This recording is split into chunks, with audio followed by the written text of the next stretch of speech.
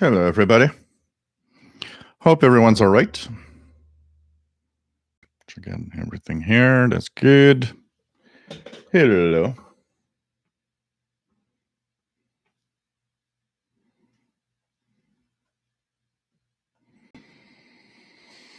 Hmm.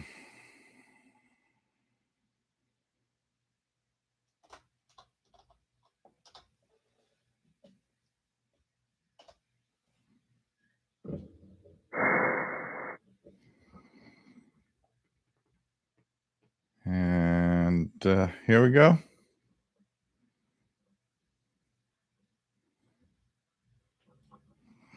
Welcome, everybody. Just get comfortable. More comfortable. Hello, everyone. Welcome to this Shortwave radio live show. And of course, we are here twice a week on Wednesday, North America, at 8 p.m. Eastern. That's 0 hours UTC, which means it's Thursday for a lot of people. And on Saturday at 4 p.m. Eastern, that's 20 hours UTC. And we talk about radio. Today is a beautiful day in Montreal. It's 20, like right now, it's 23 Celsius, which and it was supposed to be 25, mid 70s at least. So it's summer-like conditions today. It's going to cool down a little bit in the next few days, but it's still going to be very beautiful. Temperatures will be in the 60s. So we're having an amazing week of sunshine and beautiful weather. So it's really nice and helps in these times of pandemic and confinement and all sorts of things here. It's not really going very well right now. So let's hope that it's going to be the last wave. We talk about radio, and we talk mostly about shortwave, medium wave, and long wave. We sometimes talk about other frequency ranges. It's a place about radio and having fun with radio and tuning to bands and listening to pirates. There's a lot less. It's interesting. Somebody was asking me the other day. Says, "Hey, do you notice there's less pirate activity than last year?" And definitely, when the pandemic started, when confinement started, and everybody stayed home, there was a surge in pirate activity. It was pretty incredible. It was like pirates every night. And they were easy to hear, and there's a lot of them. But now they're back to a more regular weekend-ish schedule, although there are some pirates pretty much every day, but there's more activity in the weekends, just like it used to be in the good old days of listening to pirates. I guess a lot of them maybe have gone back to work, and now they don't have that weekday time to fire up the transmitter. But still some activity, and we'll be looking at that if anything is on the air today. My name is Gilles. I'm located in Montreal, Quebec, Canada. This is northeast part of North America, and we are here to talk about radio. There's a chat room, wonderful people in the chat room that are helpful and just here to, have fun with other people that like radio. I mean, we are nice big gang of people that love radio, and it's really cool to see all of you here. When all of this is over, there's another place where you can go, and that's the Facebook group, where we have a little more than 1,600 people right now, where they talk about radio, share about their passion, what radio do they have, the radio pictures of the shack where they listen. You don't have to have a big shack. Some people might be shy, because I mean, you look at here, or you look at, all the radios I've got, and you might come up to the conclusion that, well, my shack is one little $20 radio in a corner. It's not worth showing anybody. Well, you're wrong, because it's fun to see where's your little spot. Where's that? We don't all have a big man cave or like I do, a room dedicated to all of this. Most people have a small part of the house. It could be just a little corner in the kitchen, in the living room, in the bedroom, but that's your radio spot. That's your little place of radio heaven. And well, it's fun to see how everybody does it. And even if it's just one little radio in a corner, why not show us how you do it? How, where it's at, and be proud of what you have. I think that's the most important.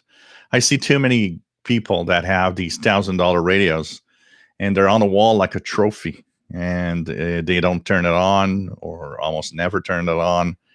And you look at that and you're like, yeah, why do you have a $1,000 radio if you never use it? Kind of weird.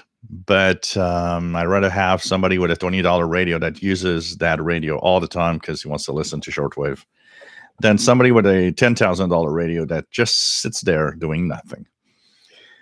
So Facebook group is the same name as the channel here, official SWL channel, and we continue to party over there. And I post things that I listen to or some of my discoveries, and it's there's activity. There's always activity on that group. Always something happening. Always somebody posting something. So why not join in and do not be intimidated. So, like I said, whether you have a $20 radio and just one, or 300 radios, it's everybody's welcome, everybody's equal, everybody's really dare to just have fun with the radio, and that's it. So I got myself finally got it because Sheldon through the CIDX club was selling a few copies of the famous World Radio TV Handbook. So I've got my 2021 edition finally. I had the 2020 edition. I wasn't really more interested. I was more or less interested in getting the 2021. And finally, Sheldon offered it, and it's like, well, okay, let's pick one copy up.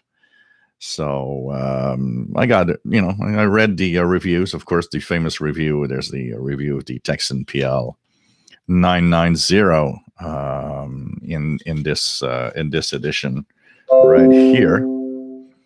And sorry, no notification sounds here. So this I read that with a lot of interest because I wanted to see what they think compared to what I think. What mostly made me surprised a little bit is they're saying that the sync detection works well. Really, did you really test it? The first question that came to my mind was, did you really test it? Because I'm not sure you did. So that's why, you read reviews of other people of radios and you have your own opinion because you have the radio. And sometimes you're like, okay. You also have the SDR Play RSPDX review, which they give really high marks, saying that it's up there in the top SDRs to own. So the RSPDX, and they've used it in many ways. They've used it also with the high dynamic range mode for the lower frequencies. Really nice. And so they gave it high marks. Of course, who is this for? And this is the question, because as soon as I posted a picture, and I think that question comes up all the time, somebody new to the hobby has often the impression that, so this is the guide to get if I start in the hobby. It's not. It's really not. This is a aggregator of information on broadcasting. So you have all the companies and all the broadcasters, information on the transmitter sites, their location, contact information for each station, with even the names of people most of the time to contact specifically. It's really a book about broadcasting, FM, TV, AM, shortwave. But if you're a shortwave listener looking for schedules and looking for a book that you go to see what you're listening to, this is not for you. This is not for you. The internet is way better at having the latest, greatest information on that, with many websites with schedules. This is really, really a book about broadcasting with all the information about the broadcasters, the companies behind them, and all of that, and transmitter information and so on. For that, it is an amazing book. It does have so much information If you're a big QSL guy, you might want a copy because it has their emails and the information of contact for pretty much everybody. So, often you see somebody say, well, I can't find an email for that station, or I can't find a postal address to send my report to. Well, it'll be in here. That's for sure. But apart from that, apart from being a great book about broadcasting, it's not a shortwave radio hobbyist book. It is not meant for that. You won't learn about shortwave on this book. It's not what it is meant to be. And it is expensive. So, unless you are really, really into getting a lot more information about broadcasters and who's behind everything, for the rest, I don't think this book is a book for shortwave, the average shortwave listener. It's not that audience that it's actually targeting. For that, there was a great book that is gone now, which was the Passport to World Band Radio. That was the shortwave listening book. And of course, a lot of the information in here also is for the broadcaster themselves. People that are in the media, in the broadcasting scene. That is also a book of information with a lot of information about people that are around and that you can contact, and all the information needed about all the companies and the broadcasters. But anyways, I got my copy, and it's always fun to go through a little bit and check out the different sections and information about all the stations that are in here. Kind of cool. But it's an expensive book, and unless you are really, really into broadcasting, it's not a shortwave radio hobbyist book. That's definitely not the case. Michael Thompson, nice to have you on board, and from New Jersey and to NLQ. Bobby Burgess, nice to have you here from Morgan City, Louisiana, USA, WA5107 SWL. We have Matt, MDK2 in Denver, Colorado. Kevin, nice to have you on board from New Jersey. And I'll check that out. So basically, it's really nothing complex. I simply took the battery out of the circuit and drilled a hole in the side of the DSP receiver, and just passed through a USB cable that's connected directly to the circuit board to give it power. I figured the battery was giving it 3.7 volts. I figured that it would probably be fine to work on a USB power of 5 volts, which it seems to be okay and work well with. So it's a simple hack because it doesn't charge. It doesn't seem to respond from the USB-C port. So, it's another way of using it. I'm totally amazed at the sound quality. I'm even more amazed, if you've seen the video, even more amazed at the noise reduction. When I turn that thing on, man, it's like all the noise is gone and the signals are so clear. Just crazy.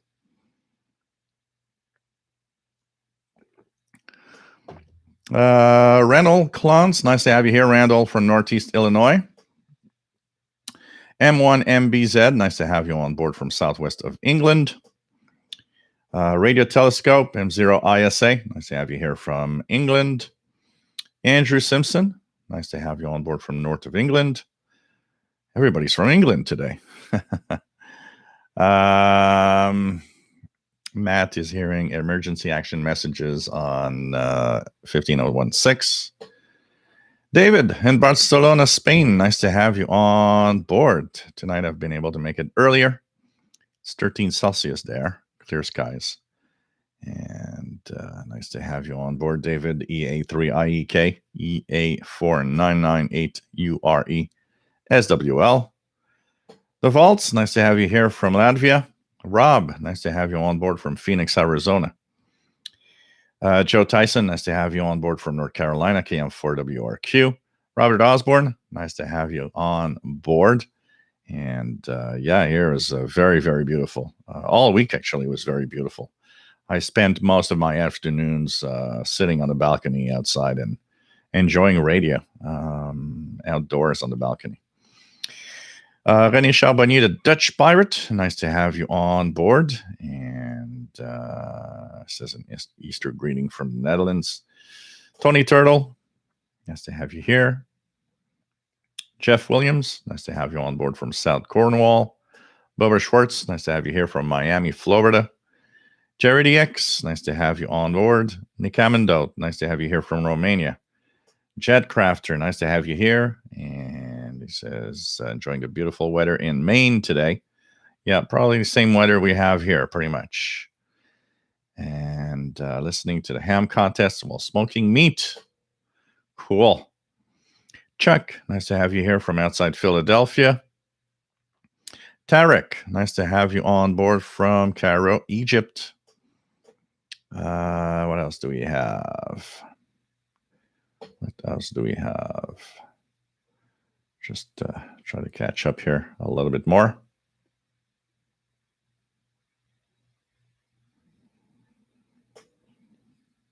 David Spears, nice to have you on board. Mr. J Spring, nice to have you here. We have Pat. Nice to have you on board, Pat. Bonjour. Tom Dxing, WPE2QED. Nice to have you on board from the lower Hudson Valley, New York. Arjun Wiesman, nice to have you on board from Cyprus. Kathleen, nice to have you here from Germany. People from all over the world. It's really cool. Robert Split, nice to have you on board from Richmond, Illinois. What else do we have? Eric Cottrell, bonjour, hi. Nice to have you on board from Boston. And it must be a beautiful day, probably like here. Walked to and from my vaccine appointment and got my second jab. Cool. You will be in a few weeks. I believe it takes a few weeks before it's fully functional. So in a few weeks, you will be top shape. Keegan, Hankston 80Xer. Nice to have you here from Northwest Arkansas. Michael Thompson says, this place rocks, radio rocks. Yes, indeed. Mobile Armored Strike Command says, anyone here would like to have an entire NRI radio and service course that I have. It contains 91 books from the year 1948, 1949. Wow, on a CD. Aerial imaging, nice to have you here, my friend. Michael Thompson says, Jill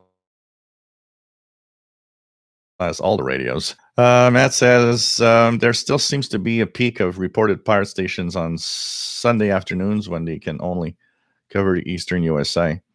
Last weekend, Wolverine was on Saturday night on 43 meters, and I hope others return to nighttime broadcasts soon so we can all enjoy them. So absolutely. Kimberly, nice to have you here. K6YYL in California. Don Warner, nice to have you here from Ohio. Bubba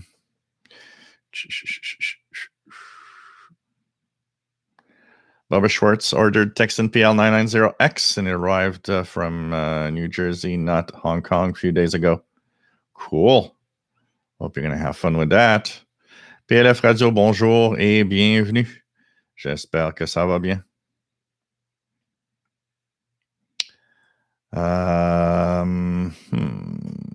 It happens, when you have several accounts.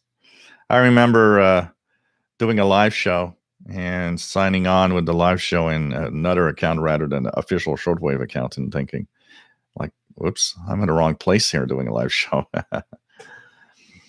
What else do we have? Shelly, nice to have you on board from South Central Pennsylvania.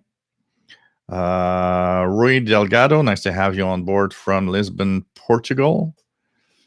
PA1SBM, Alex, bonjour, nice to have you on board. From the Netherlands, Parag Nolan, nice to have you on board from Ireland. Michael Thompson says, I haven't had a printed guide in a long time. PLF Radio says, I saw your Malachite video. It was very interesting seeing your change of point of view of this SDR through the videos. It's mostly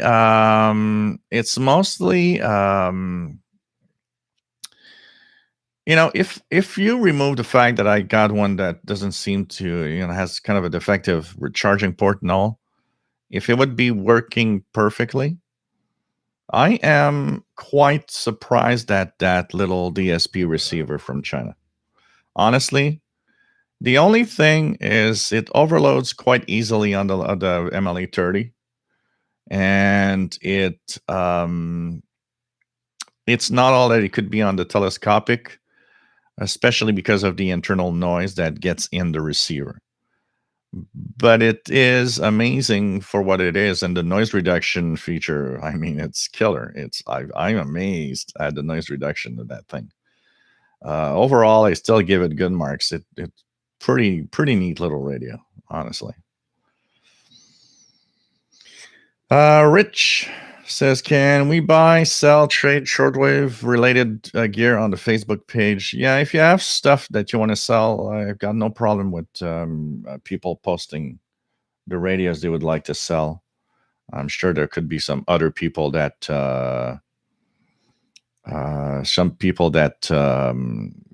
would like to have, maybe something you've got, so no problem. Joel Turco, nice to have you here from Rochester, New York. Eric Cottrell, the person who tested Sync, never used a Sony 2010. And I don't know what he did, but I don't think the Sync works very well in mine. I can tell you that.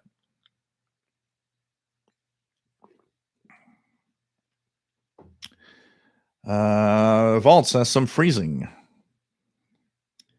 PLF Radio, great you have the 2021 World Radio TV Handbook. Yeah, it's one of those reference books that you keep and you look at. I'll definitely, I like going through the information in there and seeing the transmitter site location and the information. They have a lot of little details I noticed about transmitters of for utilities that are on, things like that. It's kind of interesting. I've been going through different country by country, seeing what information do you have on each country around the world. So kind of nice.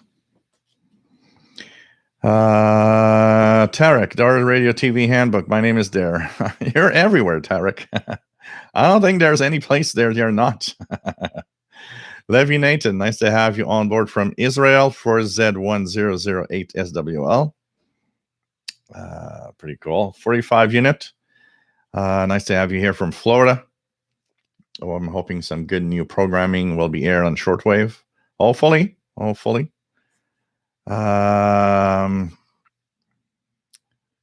else do we have? Kevin Wood, nice to have you on board from Nova Scotia, Canada.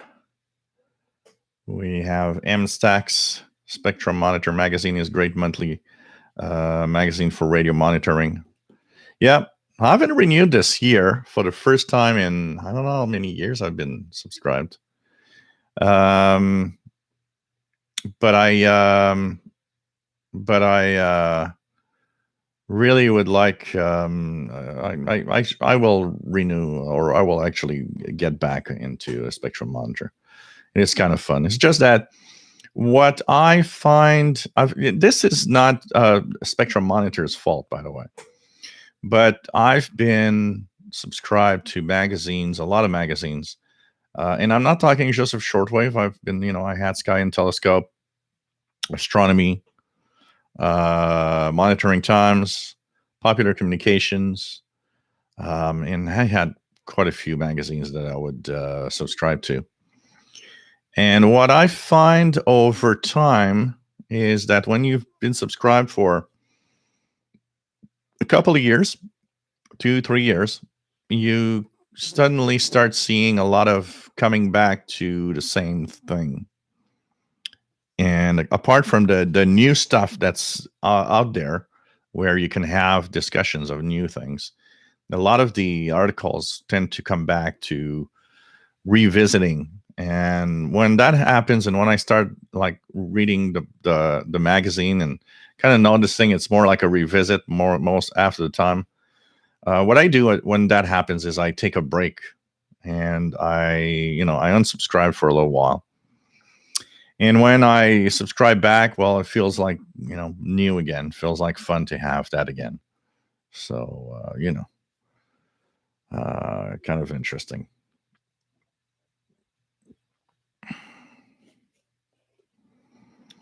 So there are, there is, some specific shortwave little articles, some little things like, there's one about Bhutan broadcasting. There's one article about Scandinavian weekend radio, stuff like that. With pictures, there's a few radio reviews, but it's not a book for a shortwave listener, an average shortwave listener. For me, it's really a book with for broadcasters much more because of the information in there. Can I make a PDF of that book? No. Esteban, nice to have you on board from the Canary Islands, EA8DLJ. Nice to have you here. Aaron Huber, nice to have you here from Israel. Welcome aboard. PLF Radio, the frequency range of my Malachite is, because it has the test software, it's right now 50 kilohertz all the way up to 200 megahertz. And that I've tested, it works.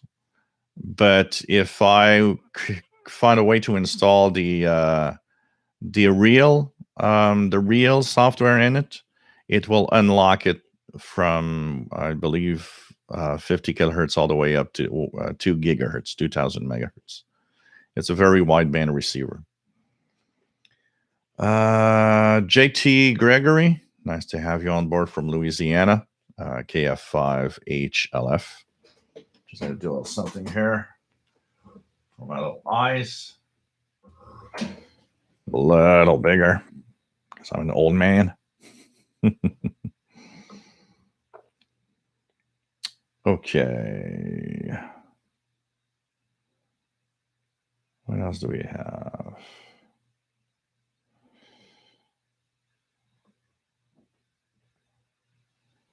Elver Galanga, are you able to receive European radio stations like Radio Romania International? Yes, absolutely. Very easily. I get, like just yesterday afternoon, I was going through on the balcony just using the telescopic antenna of the Texan, and I was listening to Radio France. I heard Radio Japan via the Madagascar relay on 7425. In French, I heard Voice of Turkey came on at 22 UT with a good signal. Radio Romania is an easy catch here in Montreal. So yes, I heard the BBC from Ascension Islands on 11810. What else? I got a few stations. AWR, I think from one of the, I don't remember which relay they were using. Voice of America that I heard also from Botswana relay. There's quite a few things, and of course I hear a lot of utility stations from Europe also. Joe Gomez, nice to have you here from San Diego, California. Yeah, it could be, for very specific details of stations, like you see, Keegan, there's the FM stations in there, and you do a lot of FM DX. There could be some useful information indeed in there, absolutely. Absolutely.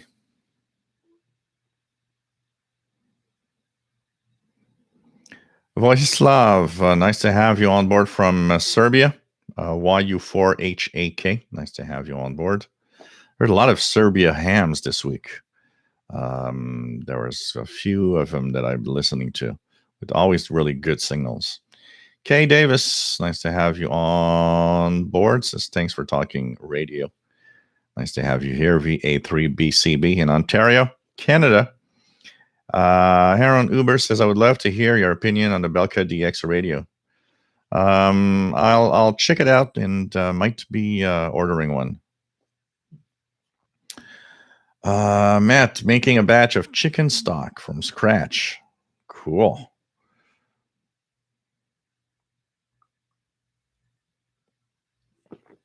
So that sounds like a little. That sounds like an Asian market that I have near here. I have a place near here called Kim Fat. It's like a big grocery store, but for Asian products. And you find everything there, and even the weirdest things that we're not used to here.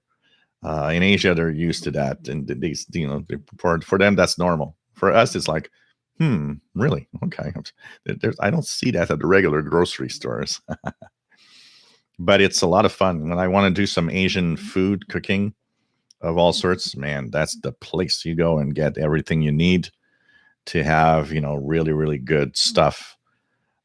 From to make any type of Chinese, Asian, or cooking or whatever.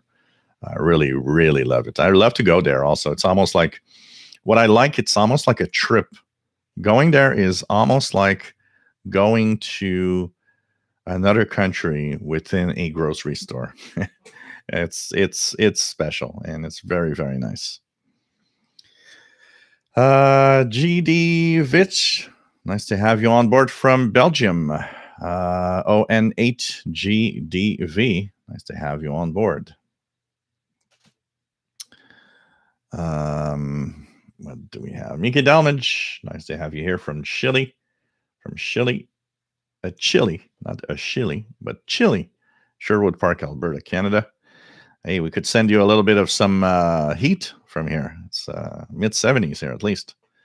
Jean-François Trudel, bonjour et bienvenue de Saint-Hubert, South Shore, Montreal. Nice to have you on board. And we have I'm going to check out some of the decoder stuff, some noise reduction stuff also on the regular SDR. Mark Alford, nice to have you here from Vancouver Island, BC. Dr. Sisop, nice to have you on board, my friend. Volcano erupted in St. Vincent, listening to distress calls on ham radio. Wow. As Matt says, 145 viewers, but only 29 likes. What the hell? Jeff King, nice to have you here from Jacksonville, Florida. Just ordered the 5-core radio. Should have it Friday.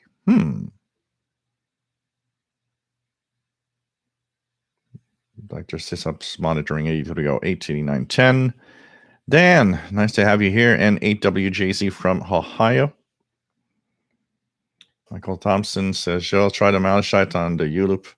It is a great combination because the balance between the no noise but the good signal grabbing.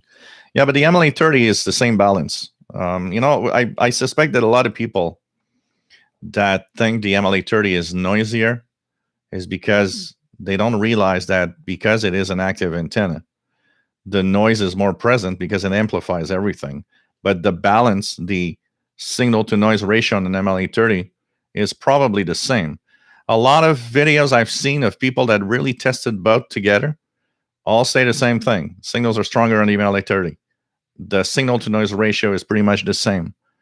It's just that the U-loop is passive, and because it's passive, it doesn't amplify anything. And that's why people find that it's quieter, but it's quieter because it doesn't amplify. It's really more of that I think is the thing here. Now, that said, the U-loop might be, because it's not amplified, a good choice for the SDR for sure, because the signals will be weaker. So they might not overload like the MLE30 might overload the receiver. So for that, yes, possibly that it would be a good combination. Does the noise reduction reduce the internal noise of the Malachite 2? Well, yeah, the problem is for the noise reduction to really work well, it needs to have a good signal to noise ratio. So the signal needs to be easy to hear with the noise in it. If the noise reduction is turned on, but the signal is on one of those frequencies where there's internal noise, I don't think I've not been able to really test it like that, because none of the signals I wanted to listen to were like smack in one of those noise areas. But I suspect that wouldn't work really, because the noise is too high from the internal circuit. There's not enough of that signal to probably get a clean signal there. What else do we have?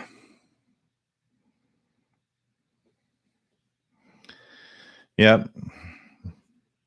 Sergeant Rock, nice to have you here. Had the second Moderna vaccination. Old guys over 75.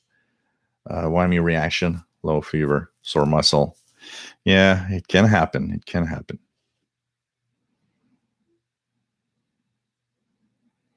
David, KJ4CMY. World Radio TV Handbook, great. Hard to read cover to cover. Yeah, it's more of an information book. What else do we have? Keegan says on Friday morning he had Tropo here on FM stations from Texas. Wow, and Louisiana. Pretty cool. Chaz Stank, nice to have you on board from Louisville, Kentucky. Soggy here today.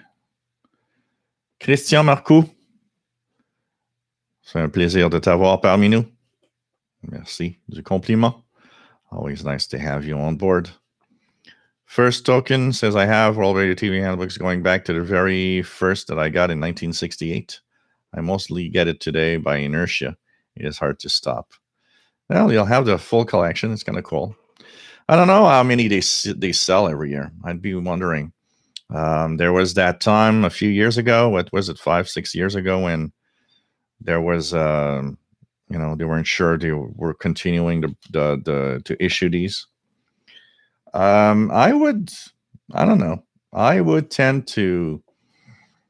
like them to do this book in PDF electronic form, some electronic form.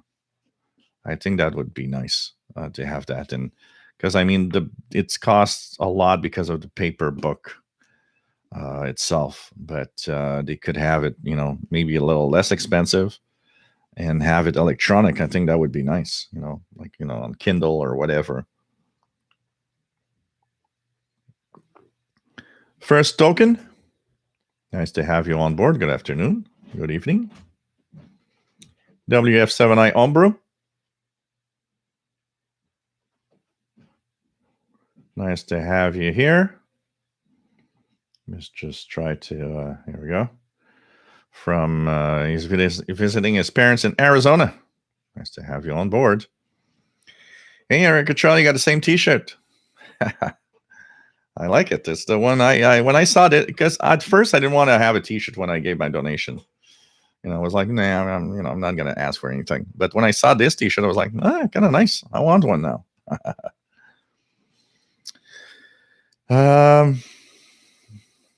What else do we have?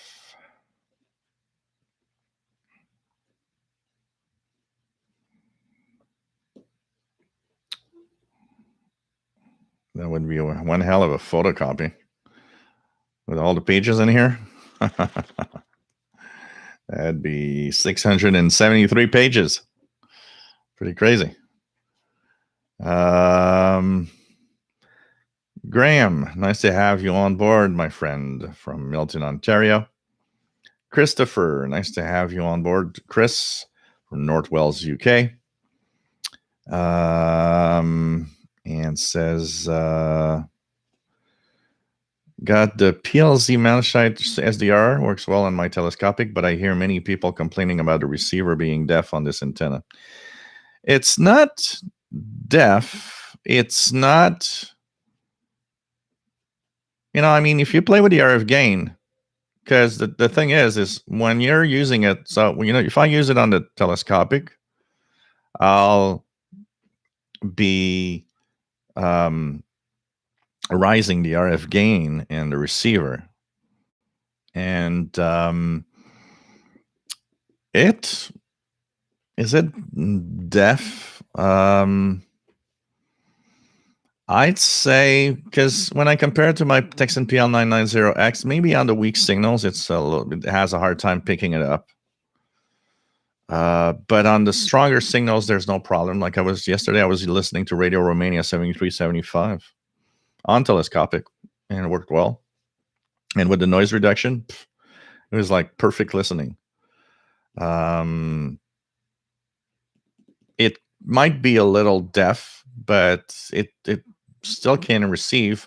My problem with the telescopic, actually, personally, is not necessarily that it's deaf or not.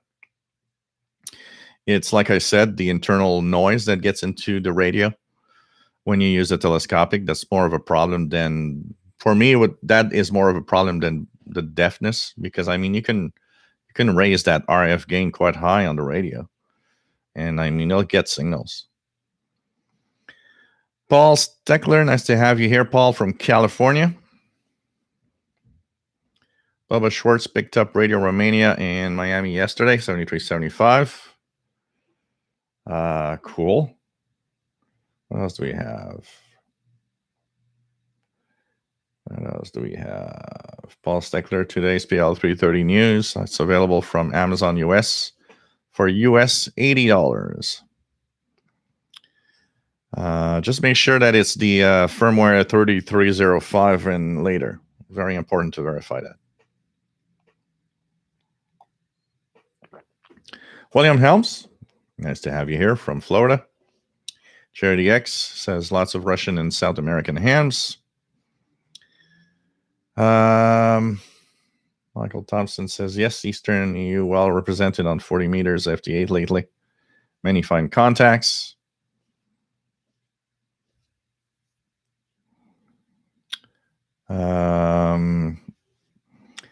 Paul Steckler, making chicken stock from scratch is hard if you're starting with eggs. Christopher, my Malachite is working very well with the MLA 30 plus, but overloads, you always need to turn the gain right down. Yeah, on the 49 meter band, I actually have to put the gain to 0. Even then, there's still a slight overload I hear in the background, but you got to turn that thing down to 0 for it to really work. Matt says Denver has a large Vietnamese population, also decent Korean community. I have a few choices for stuff when I need the right ingredients. Yeah, it's like Montreal. Montreal is so diverse that you've got markets for almost anything you want, and several of them. SoCal, nice to have you here from San Diego.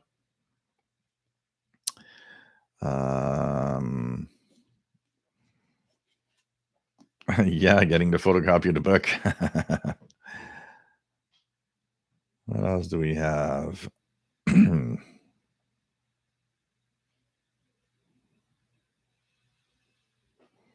Lunar, always experience a loud interference noise on the entire shortwave band that sounds like motorcycle idling. Is this common due to the possible sources of interference, or is it not common?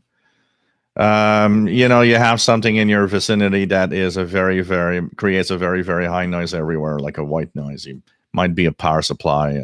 Noise shows itself in so many different ways, and it has so many different sounds that can pop up, that it is, depending on what you have around you, the electronic stuff around you, the power supplies, it can sound so different. It's an unfortunate thing for our hobby that there's so much of that noise going around, for sure.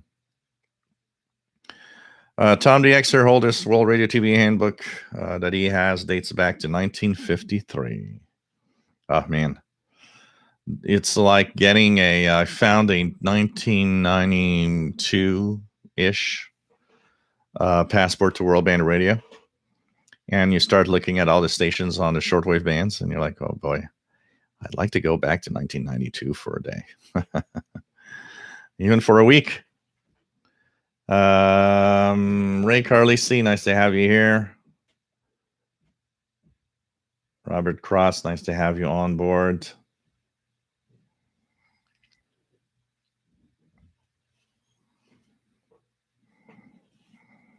It's going to be interesting to see that 5-core receiver.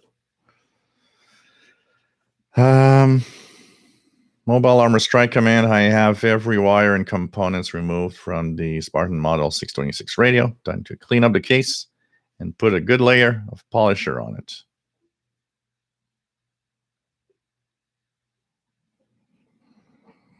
Oh yeah, that Malachite noise reduction is crazy. I've never heard such good noise reduction ever. It's just crazy. Yes, absolutely, Michael Thompson. We are fortunate to have so much great radios available, and at every price range and at decent prices also. Paul Steckler on Amazon, the picture of the PL330 back has Chinese text, so it's probably not the export version. Yeah, then I'd be careful, because if it is not the one with the firmware 3305, you are going to have a little bit of problems. RJ Dakota, nice to have you here. WA0113SWL. M Stacks, any thoughts or experience on the Dxing AN48X AM long wave shortwave active loop antenna? Yeah, because I have one here. I've tested it. I actually did a review on the channel. And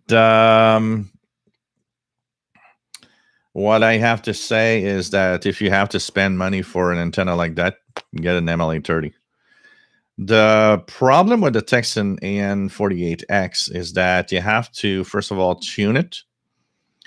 And it's not super easy to tune where you are on shortwave all the time. It's not that clear that you're getting close to where the signal gets better.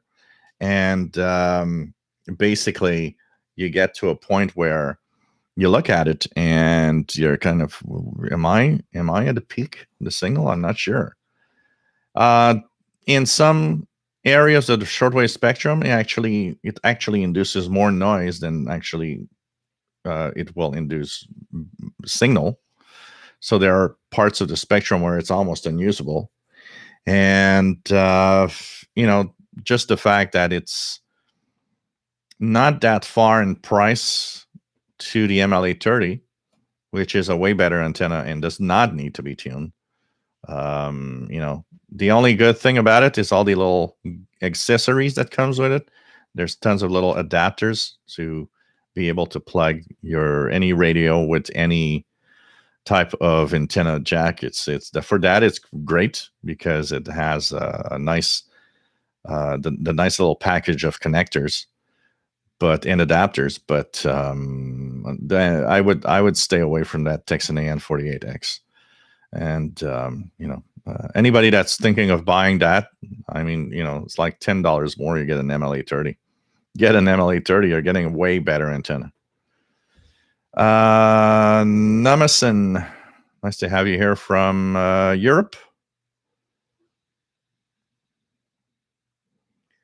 Jesse Home, nice to have you on board. Speaking of a 990X, I ordered one 2nd of April, got shipped the 7th after their holiday. Got it yesterday, the 9th, from Nonco to North Carolina. It's very fast shipping, pretty amazing. Yeah, I've seen a lot of stuff with the the new Dxing H501X, which is the new export version. Kind of nice.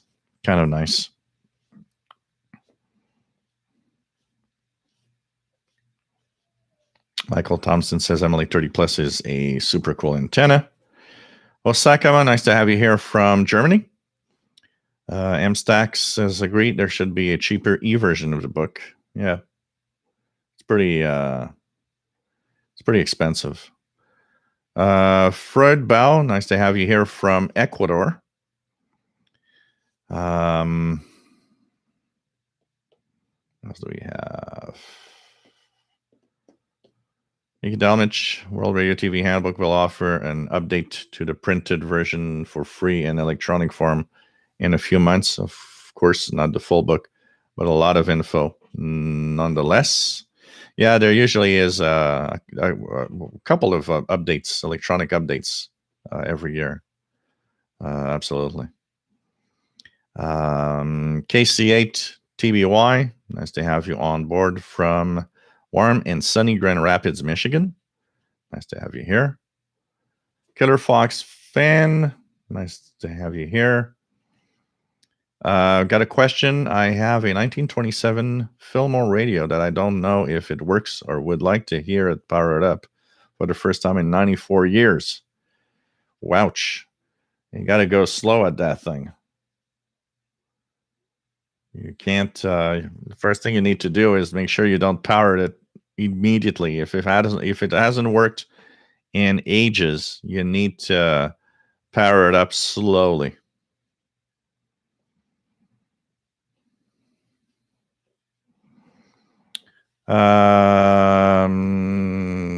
Maybe it's nonsense, but is it useful to use the ML830 with the Malachite without powering the ML830? Will it work that way? It doesn't work because there's that amplifier circuit in the way. So when you don't power the ML830, you're not connected just to the loop. You're actually connected to an amplifier that does nothing. So it's not like the U loop, which is you're connected to the loop.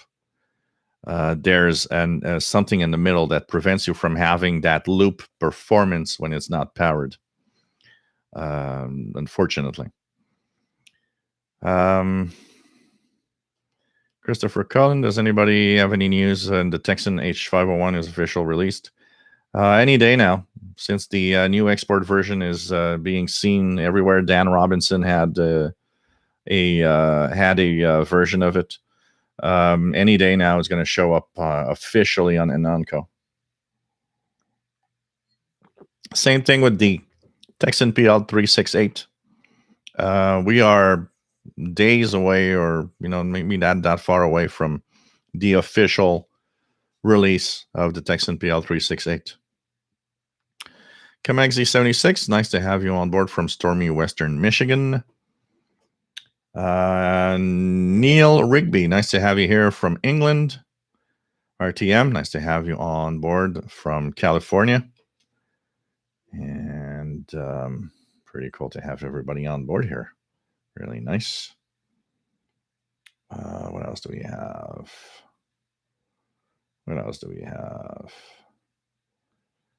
Just to go back in time and not change timeline, but just intercept and tune in to all these signals we used to get would be a lot of fun to do. Oh man, that'd be great. I would book a full week at a quiet location and bring my modern radios and listen to the world. DX. What could be nice is to stay, but then you would, that would be a bad idea because you would change the timeline. You can't really ask for QSLs because you weren't supposed to ask for a QSL. That's going to create some kind of time, problem that's going to change the future. Imagine you go back in time, you ask for a QSL you don't have, you come back, everything's different. Oh man. Yeah, that would be nice. I would see Texan making a portable SDR. I would see Texan do something like that. Paul Richardson, nice to have you here. Been getting 1710 AM radio info, Radio New Jersey, early morning in the car, 1,000 kilometers from New Brunswick. Wow, that is cool. That is cool. Ralph Stewart, nice to have you on board from Manila. Dave York, nice to have you on board from Seattle. Oyvind Ringen, nice to have you here from Norway. Sorry if I mispronounced your name. Yeah, no, the 51X seems to have the same rather crappy sync detection that is on the 990X. Chris G7VEO, good evening. Nice to have you on board from east of England. Contesters galore today on ham bands. And 648 kilohertz Radio Caroline. Cool. At Radio Dxer, nice to have you on board from the UK. Mason is Mrs. HCJB and Radio Canada International. Yeah, I still remember how fun it was to listen to HCJB back in the good old days. Really, really nice. David Gold, just found your channel. Subscribed. Dave in New Jersey. N2MXX. Nice to have you on board, my friend. Welcome aboard, and hope you enjoy the content and you enjoy what we do here. The live shows where we're trying to talk about radio in general. Yeah, that could be another one, PLF radio and portable SDR by SDR play. That could be. Absolutely. That could be an idea. Why not? Why not? Joe Turco, will U-loop antenna work well for the PL330, or is it more designed to use with an SDR? From what I read, it seems to be kind of designed not mostly for an SDR, but more for the AirSpy devices. But I suspect that a U-loop would probably work well with an PL330 still. I don't see why a U-loop would not work with a PL330.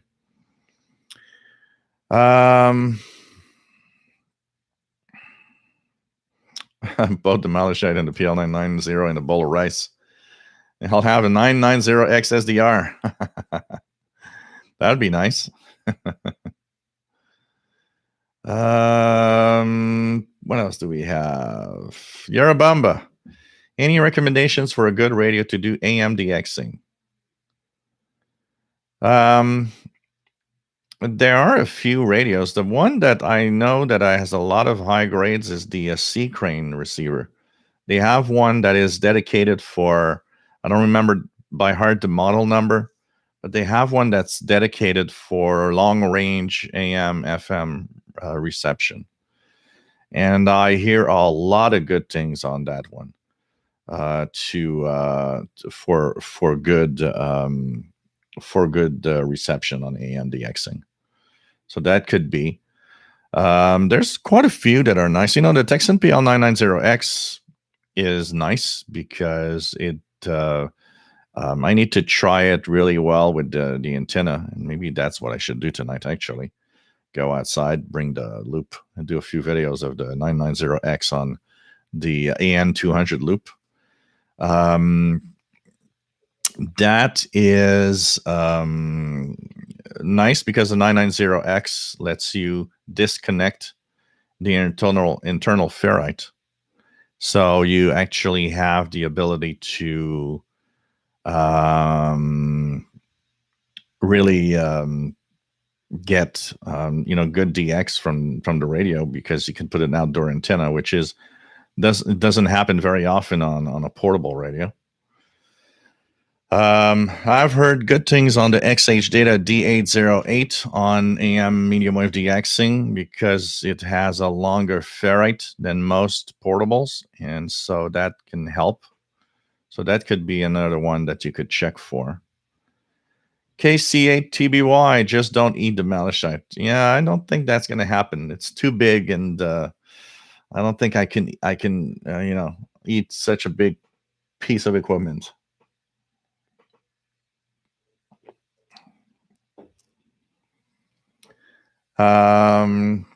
Christopher Cullen says it would be great to see a Texan portable SDR that looks like a Sony ICF, a Shortwave 55. Joe Tyson, the CC Radio EP Pro, alleged AMDXer. Yeah, I think that's the one that I've seen that a lot of people seem to really be impressed. They seem to be very impressed with that one. Mad Radio DXer, the XH Data D808 is good for medium wave. Also, the Dxing D1103 PLL version can use the internal whip, which does better than the ferret antenna. Cool. Log 2112, nice to have you on board. Hey, I'm down the list already. That's pretty cool. I've been out in the sun today for like 3 hours. I feel tired, and I think I have a little bit of a red face. I think I had a little too much sun this afternoon. Okay, so we are down the list. I'm just going to check the email because I haven't checked if anybody has signed in through email. So let's check it out right now.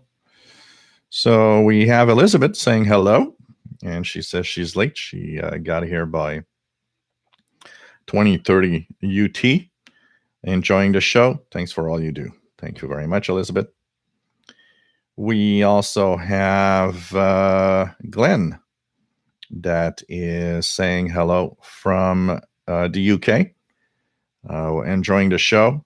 This is the third time that he's been watching the live show. It's always a fun thing to watch. Thank you very much. And we have Carl that says hello from Florida. Carl says he's been in the shortwave hobby since 1957. He's stopped for a while during the 70s and early 80s, came back for a while in the mid 80s, had a lot of fun. Stopped again, but then came back in the early 2000s. And he says, what a difference 10 years makes every time I come back. Some stations I liked have gone, but still I enjoy the hobby, and there's still some things to listen to that I really enjoy every day. Thanks for all you do. Thank you very much, Carl. Nice to have you here from Florida. So nice to have 3 people checking in. If you are not on the if you're not on the chat room, you can actually send an email, officialshortwaveradio@gmail.com. PLF radio, Sangean 909X is great on medium wave and long wave. I think the ferret antenna is quite long. Yeah, I need to check that out. I would need one thing that I've not done on my channel much is comparing medium wave and long wave. Long wave is tough, but I can maybe do a few tests with the some non-directional beacons, because here there's not that much more than that. What impressed me a lot on the 990X when I got it is that the week that I got it, and that kind of maybe indicated that it actually was a pretty good medium wave performer, is I went down to tune and on 518 kilohertz came across the Charleston NAVTEX that I could decode. And that is impressive, especially with the fact that I was using only the internal ferrite. And it kind of hinted me that maybe that is actually a pretty good medium wave performer, for sure. But yeah, you know what? Doing some compare videos of medium wave tests, I think that'd be nice, because I haven't really done much of those. So that will be something I need to get into in the next few days and make videos of. KC8 TBY, Grandig Ethon 70 is a super medium wave rig. KAW1161, nice to have you on board. From Tucson, Arizona. Mad Radio DXer, Sony ICF 2010 is also good on medium wave, not very portable, but strong performance. Jill Novo, nice to have you here. Yeah, it's going to be interesting to see what comes of the Overcomer Ministry programs. There's different ways that this can go. It can go in a way where the Overcomer Ministry still exists and somebody takes it over and they continue, which means there would be no change. We would probably still be hearing Brother Stare for I don't know how many years.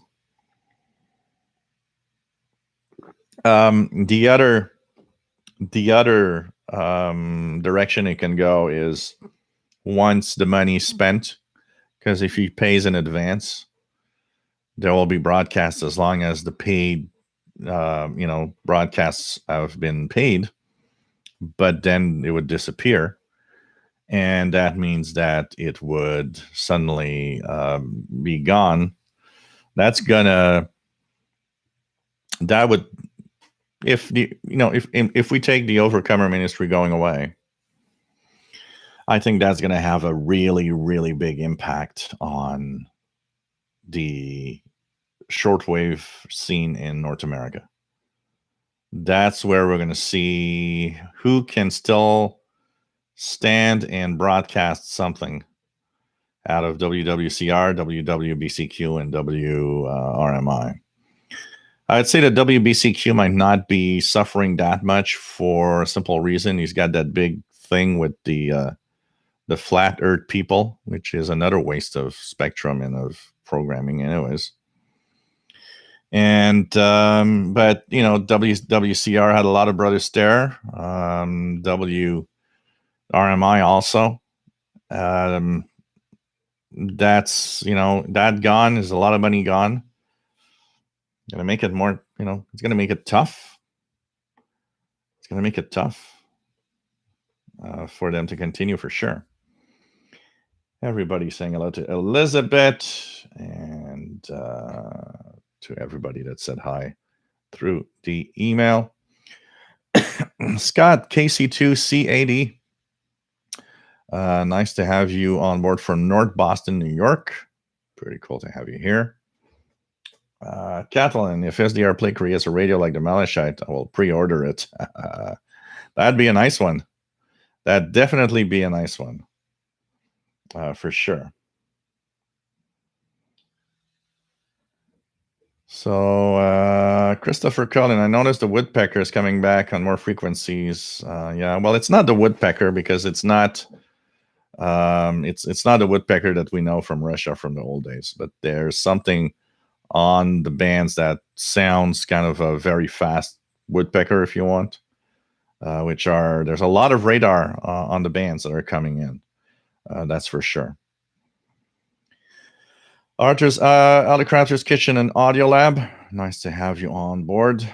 Mourning the loss of Brother Stare. Kidding. In Massachusetts. Yeah, I'm not. If these stations can survive with other types of relays, honestly, I hope the Overcomer Ministry disappears. What a waste of airwaves and time. And let's take that spot and see what these stations maybe can do and rent airtime for other things. There's an increase of one thing that I noticed over WRMI particularly.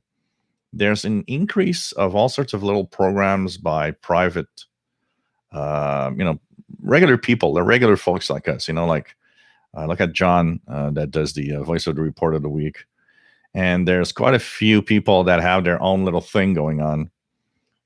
One of the problems, and that's what actually worries John, VRW, is the fact that if the Overcomer Ministry disappears, there could be an increase on the price of airtime to compensate. And I think that was one of the worries there, was that if it gets too expensive, less people are going to have the possibility of actually doing a show that they'll post. It's interesting because when I think of VORW, WWCR seems to have a lot of feedback. When I listen to their Ask WWCR program that airs every Saturday, I noticed that they have a lot um, of comments to say on VORW, and some of the listeners from everywhere around the world where they're being heard with their WWCR signal. Kind of interesting, honestly. Take care, Esteban. Always nice to have you on board.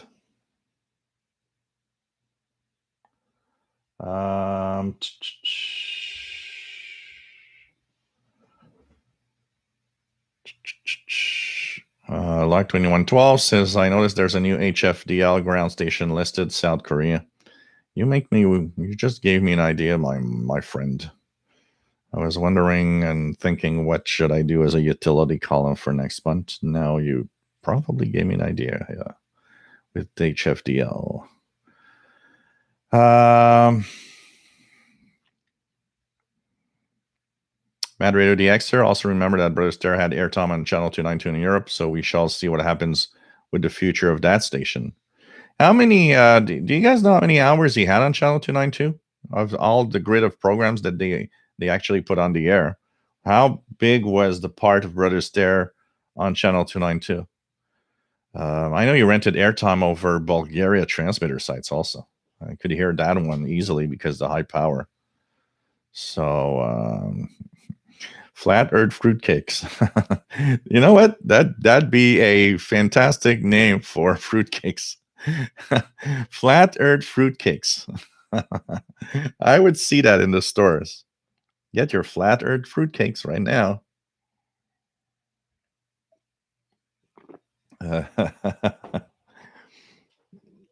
KW1161, my new Belka DX is a better receiver on the telescopic whip than my Konicon GP5 and the new Afredri standalone receiver. So that means the Belka DX should be the next one that I am probably going to take a little break off new radios because I've had to invest in a set of all sorts of little things that I need for the home to actually for the building to help out and make it more functional for someone that is disabled, which I spent a lot of money on. So we'll probably be taking a little break of radios, but maybe that could be the next one. The Belka DX, I think, would be nice.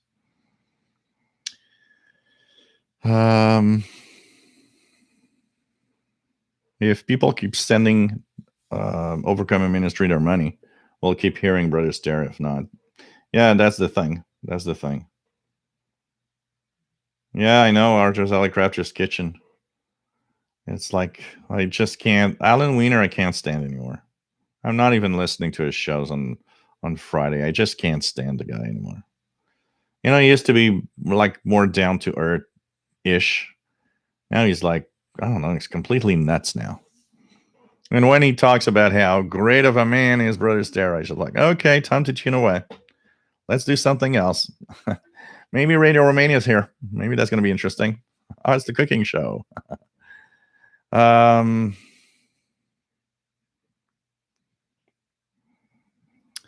76. Maybe we can have an AI Brother Stare. Oh God, Max Edroom.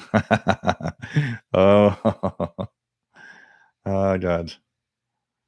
And6 RLS. Nice to have you here. Too bad domestic programmers or foreign stations wanting a North America relay won't pick up the slack if some religious broadcaster finally quits. Yeah. It'd be so much fun if we had more relays. There are so many stations that could be relayed through WRMI. And I mean, you know, there's the like I was saying, there's the people like us that can rent time. But for people like us, renting that time, that airtime, is a lot of money. You know, it's not that it's that expensive, but you know, $50 for $60 for an hour. Well, if you want to be aired several times a week, it adds up quickly. But broadcasters have budgets and have more money, and you know, $60 an hour for a few hours a week. It's not that much money for them. I'm sure that there could be some programmers and some stations that might be interested. I don't know. I don't know. I'm afraid of one thing, and I said it in the past week. I'm afraid that a lot of a lot of um, a lot of the problems of, if they disappear and that they have nothing else, is the fact that they were lazy. They had that big amount of money coming in from that guy, and they kind of, didn't make them want to work that hard to get other broadcasters on the air. I have the impression that if they would have had maybe less of that, they would have worked harder to maybe get some other interesting stuff out there. The biggest problem, if there would be, and that's of course an if, no Overcomer Ministry, and then WRMI or whatever would, disappear, is mostly North America. It's going to become, that's going to make North American shortwave listening a very quiet experience if it's noisy where you are. Like we said this week, there's the noise floor, and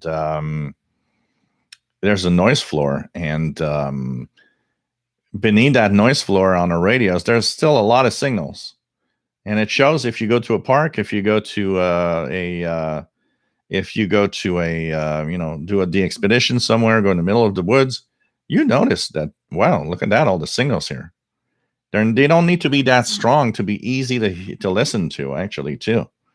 And also reminded me about something this week. When I was talking about it after the show, I was thinking about how many signals. So we had, like in the 80s and 90s, we had a lot of broadcasters broadcasting to, North America.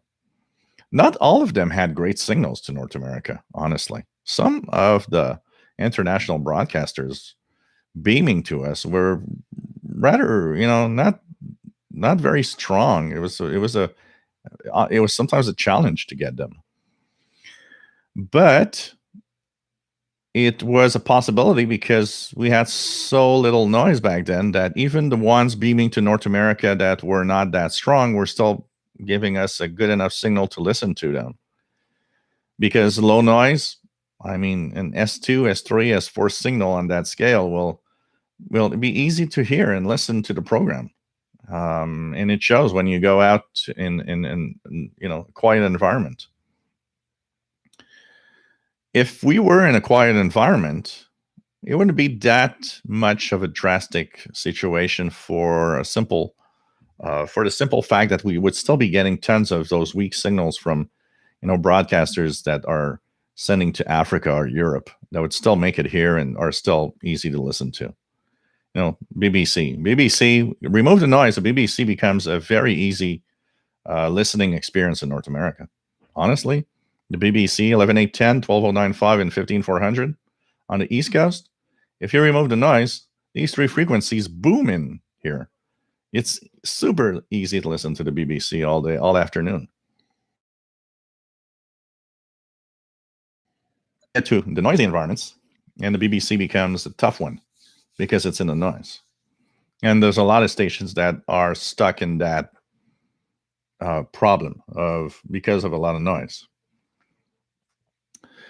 So because we have a lot of noise, the relays are actually a refreshing thing. Having Radio Prague, Radio Slovakia, Radio Tirana, Argentina relayed through WRMI, because WRMI signals come in,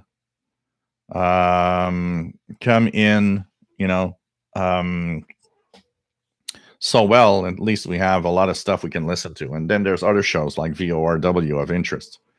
I like VORW also. When I tune the bands and I stumble across VORW, I'm like, oh, okay, I'm gonna stay here. I always like John's show.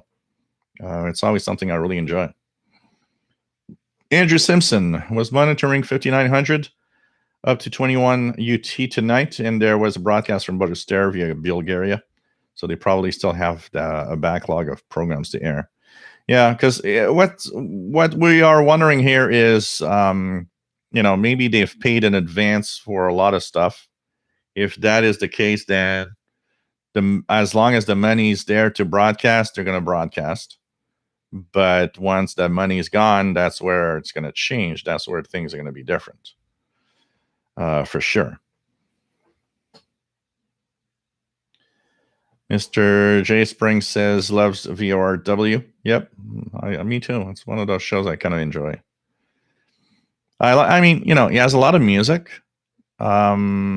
I like when he talks. He has a fairly nice, interesting point of view of everything that he talks about.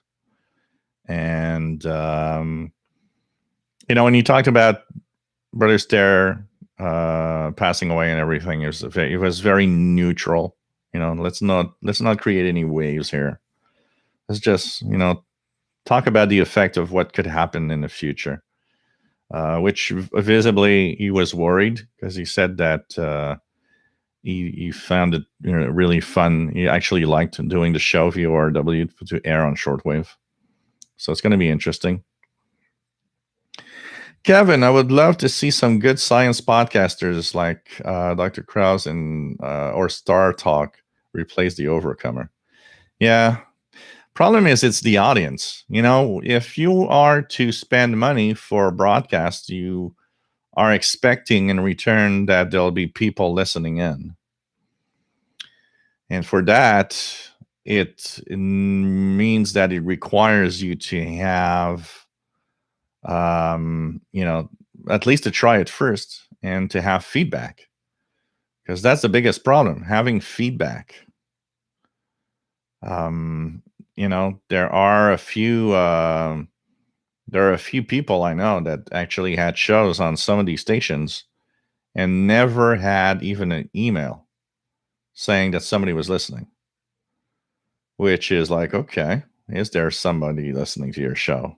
The problem is, it's the interaction with people also is a tough one, because it's difficult to have people react and write. It's difficult to have people really, send that email.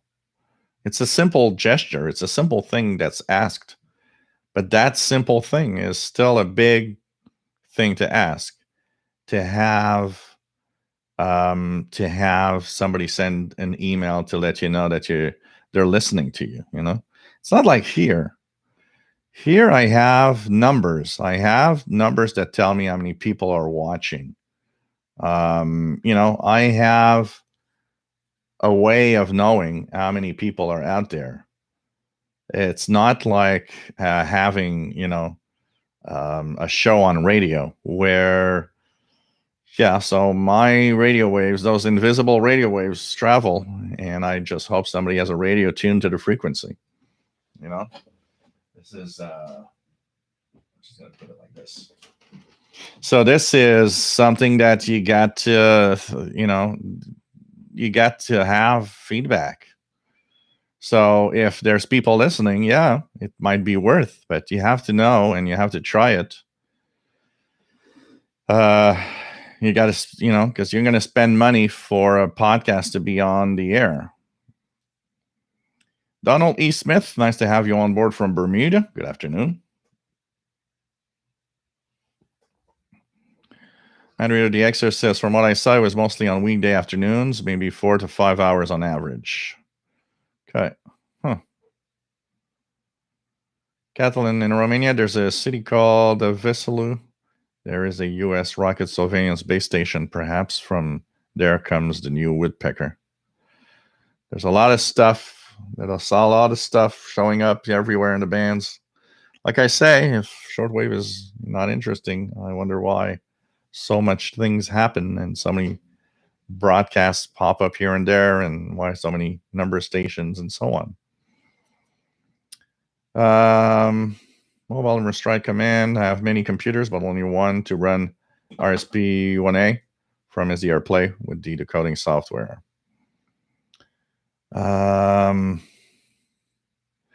Matt says, a good joke. Someone said they were booted from a flat earth group for asking if the 6 foot 2 meter rule pushed anyone over the edge.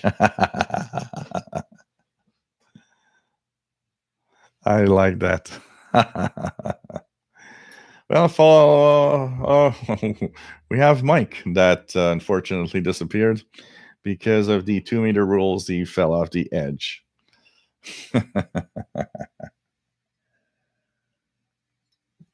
But I do want to be part of that expedition that goes to visit the edge of the world. I want to be part of that expedition for sure. Imagine all the wonderful conversations you'll have with these people, especially if I get drunk. Oh God, they better watch out. I'll be the one kicked out now. Yeah.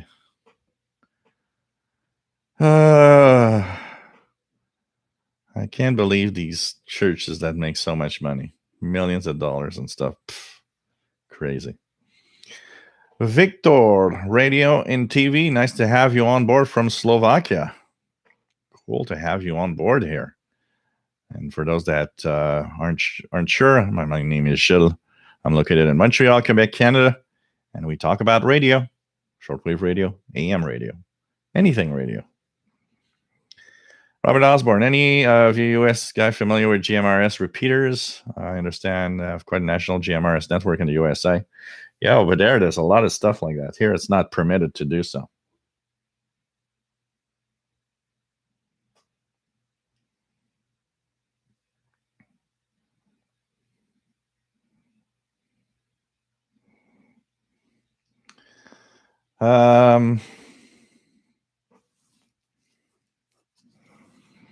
Okay, I will accept Overcomer Ministry if the only thing that we hear is the moaning sessions everywhere.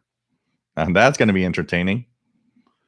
Tired of listening to the programs? Let's listen to a few people moan. Hey, Darius, nice to have you on board. I think he's got a little cold. He's been sneezing a little in the past couple of days, and he's been sleeping a little more than usual. And so, but he eats. He comes from for some cuddles and petting, but he sleeps a little more, and he's got a little watery eyes. So it's like I think he's got a little cold. So I've been looking at that to make sure it doesn't get worse or anything. But he seems to be okay. He went outside this morning, so I guess it's not that bad actually. He hasn't sneezed much today, so I think maybe it's getting better actually. Vojislav says Belka has 4 bandpass filters, so it is much more resistant to overload than usual wideband receivers. So okay, that's cool. I'm gonna check that out. We should bring back the gongs and the Lincolnshire poacher. Yeah. How about the 24-hour old-time number stations on WRMI on one frequency? When you get bored, you listen to those old creepy broadcasts. We should take all the old broadcasts of every broadcast station, Radio Norway, Radio Sweden, all of that, and create a WRMI vintage shortwave channel that would broadcast. So, you would stumble and it's like, oh, look at that. This is a Radio Sweden broadcast from 1982. Okay, I'm going to listen to that. Oh, look at that. Radio RSA from 1974. That'd be nice. That actually would be so cool. If I'd be a millionaire, I'd do that. I would rent a 24-hour channel of just old stuff, old school shortwave broadcasts, old episodes of DX Party Line. Anything we can find that we can play on the air, we just play it. That would be so much fun.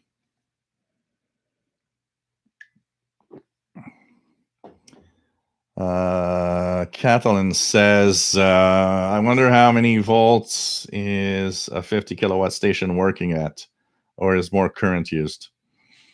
No, they must have some really high power, a lot of volts and a lot of amps. That's for sure.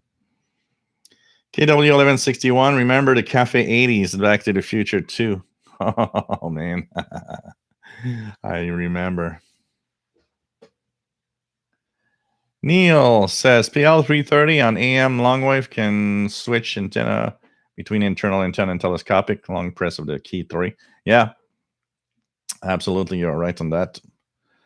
Catalin, you can lower the noise floor by connecting it to a good ground. Why is that? Yes and no. You might and you might not. And mostly the reason is because if you have a good ground, it's where the antennas are. So you're using coax to have the the signal coming in. Well, with a good ground, that coax shield actually is even more effective, and that will actually make, of course, less noise to the receiver. And the receiver itself, often a grounded receiver, most of the big gun receivers are metal cased. So the metal case does give some shield, but a grounded metal case will even shield more. So that is mostly the reason behind that, because and it is really dependent on many things: the way you're set up, the way that you'll ground. Most people don't know it, but most people have actually bad ground because of the way that they do it, and often they think they're grounded properly, but when they're not actually. The device 9, what happened to all the old Soviet transmitters? I know that a lot of them are kind of still there and, abandoned places. I've seen, there was a YouTube video I had seen where they went to some of the old transmitter sites where there had been some guys that had actually stolen everything. All the equipment was gone. So the rooms were actually empty. But there are places where apparently these transmitters are still there in the buildings and could be technically turned on after a little bit of tweaking, because when it's years without them being actually used, you need to take your time before you power up these things. But some of them are, and actually when you look through the world, a lot of transmitter sites of different countries that left shortwave are still up. The land is there, the antennas are there, the transmitters are still there. It's just that everything is in a sleep mode. And that always made me wonder, because when you look at that, look at Radio Canada International, how fast they decided, well, we removed Radio Canada International, so we also will we're also going to, kill that transmitter site as soon as we can.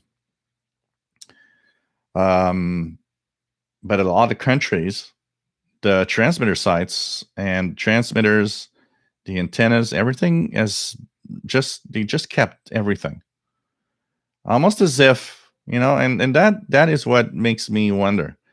It's almost as if somebody somewhere said, we're going off shortwave, but let's just keep all of this up just in case. Just in case. TVDXer, bonjour. Oui, ça va bien. J'espère que tu vas bien toi aussi.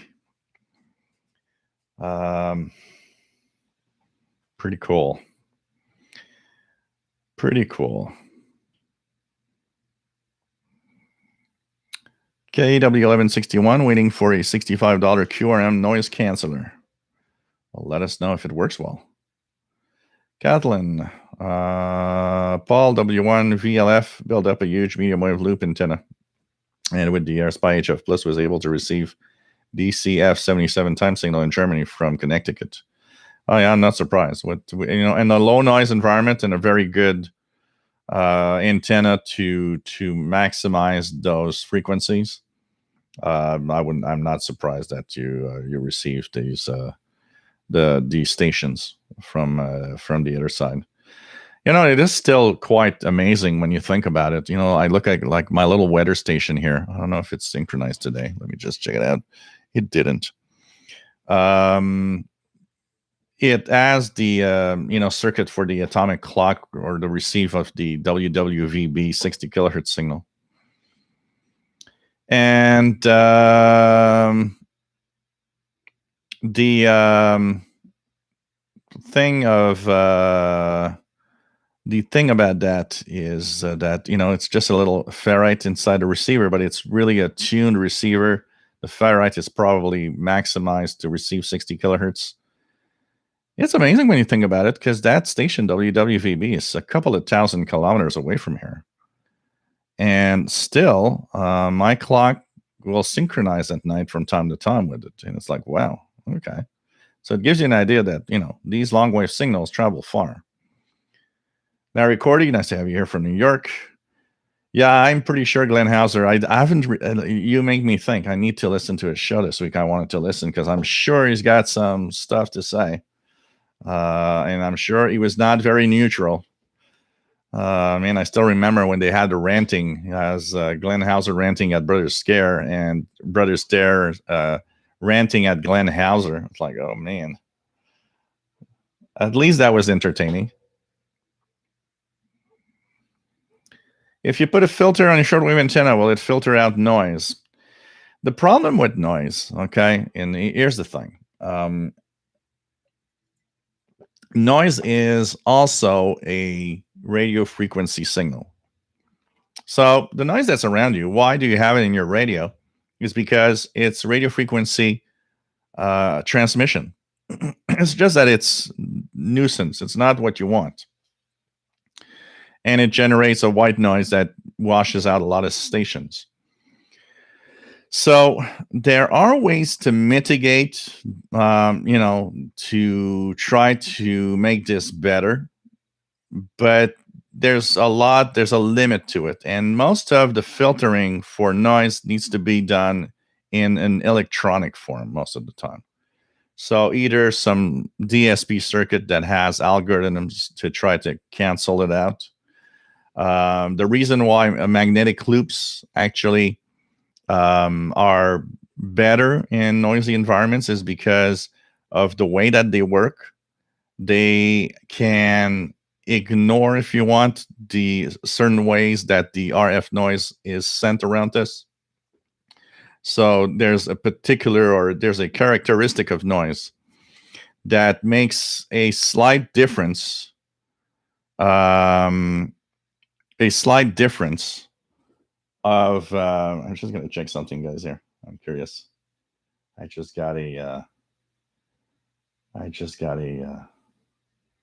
think it's on the shortwave one. Yeah. I just got a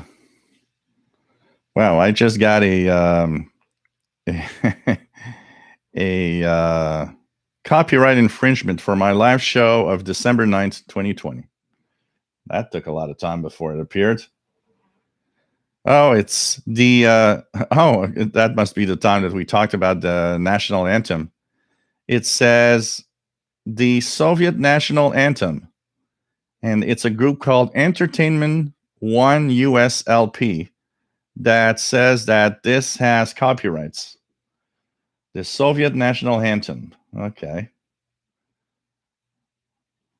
Hey, I'm going to say no. I don't accept that claim. I'm going to see what's going to happen. So anyways, you can't put, there's no way of really filtering it per se with a little something. Most of the filtering done or the noise reduction done is done in electronic form for the most part. Because the noise itself is also radio frequency broadcast, if you want. Matt says, Voice of the Reported Week has been on the air for about 4 years now. It's something to look forward to every Thursday. And I can listen to that one in my bedroom on the Satellite 750's built-in whip antenna. Cool. Yeah, I never really look at the schedule, but now there's a pattern that I know that it's mostly like Thursdays and weekends. But every time I tune around just for fun and I hear it, VORW is one of those things that I will probably just stay there and listen to it the whole show.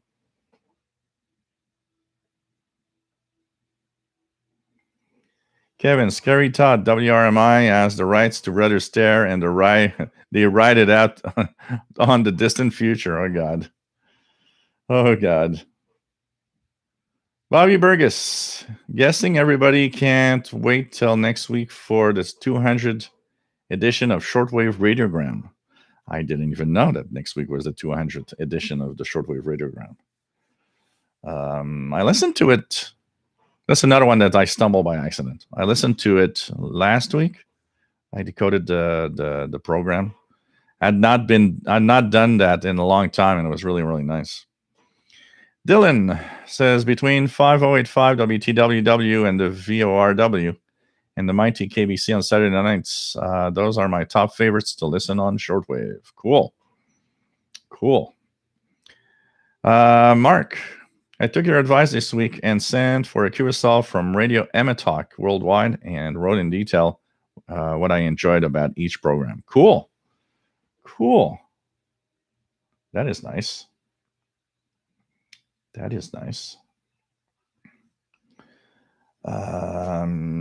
Hope you get that QSL card. I think they send EQSLs.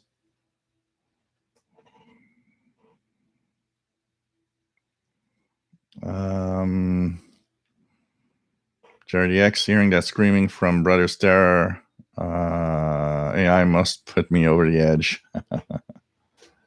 Almost put me over the edge.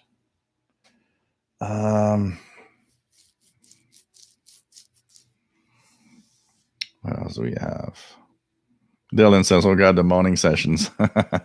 Morning sessions, 24 hours a day.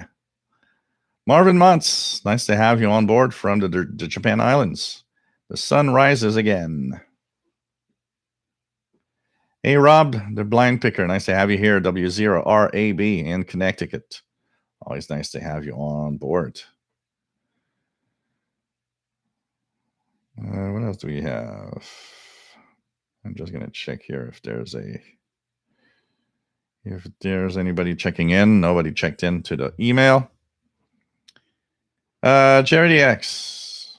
Yeah, cats apparently can get COVID if they are in an environment, but Paul is here all the time, so I don't think that's what he's got. Or I've got COVID and I don't know it. Robert Cross, what will happen in the next 1,000 years' time? All the radio stations move away from shortwave. Well, 1,000 years is a long time. You never know what's going to happen. You never know what's going to happen because we are right now in an era where it seems like shortwave is not useful for a lot of people and they don't want to keep it and they don't see why they should spend money on it. But every now and then when you see a little conflict here appearing in here or there, we have these little transmitters popping up and broadcasting all sorts of things, including propaganda from one side to the other. We'll have VOA and BBC up shortwave transmission suddenly to an area, which tells us that it would maybe need just, we don't know the future and we don't know what can happen. And we might be in quiet times, but world wars are not something that are impossible. We never know what the future holds. And what could happen and could change everything in a short amount of time is some kind of major conflict can pop up, and what do you know, you've suddenly got tons of new broadcasts on the air.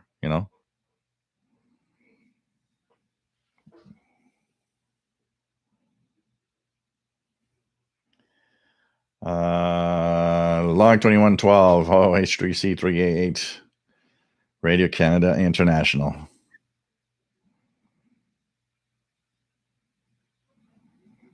Do you remember the amateur radio broadcast from Canada? There's a few things that I remembered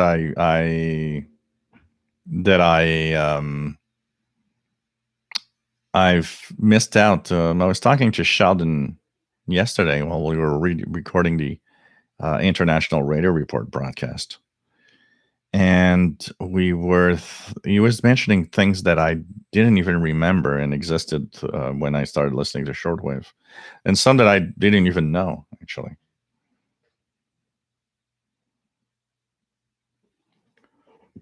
KW 1161 Mrs. Media Network on Old Radio Netherlands. Yeah. Oh, man. Simon Templar, nice to have you on board, my friend. Nah, I don't think he's got kitty cat COVID.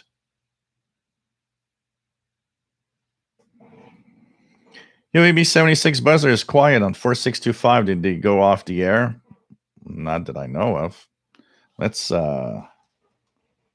check it out here. We can check it out here.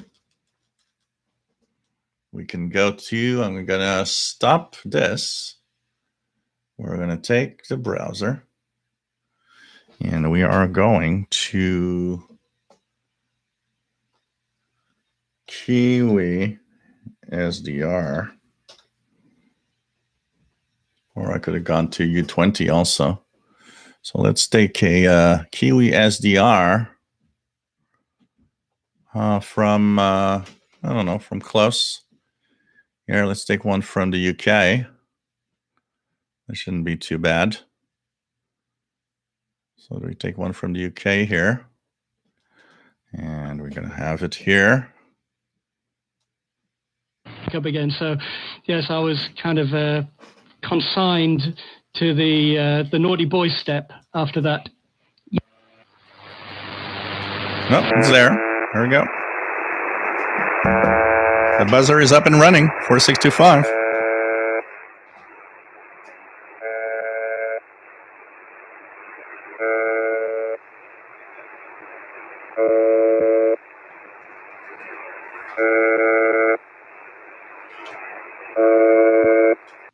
So that was the buzzer on 4625 through a UK SDR.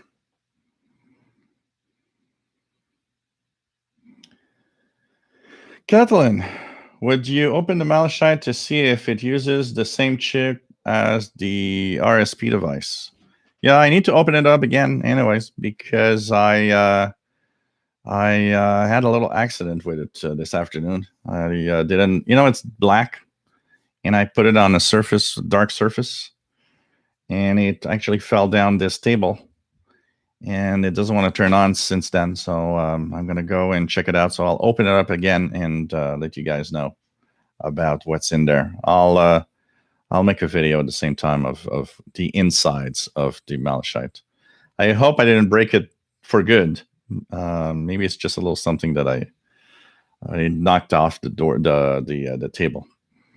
Mad Reality Xer says Radio Australia International knocked down their shortwave transmitters as soon as they went off the air. No chance to come back. Yeah, a lot of those that do that, like Radio Canada International, and I have a feeling Radio Australia was in the same game. Those that wanted that broadcast to go away wanted to make sure it could never come back in any way. And by dismantling the transmitter site, here you go. You're not coming back. That's it.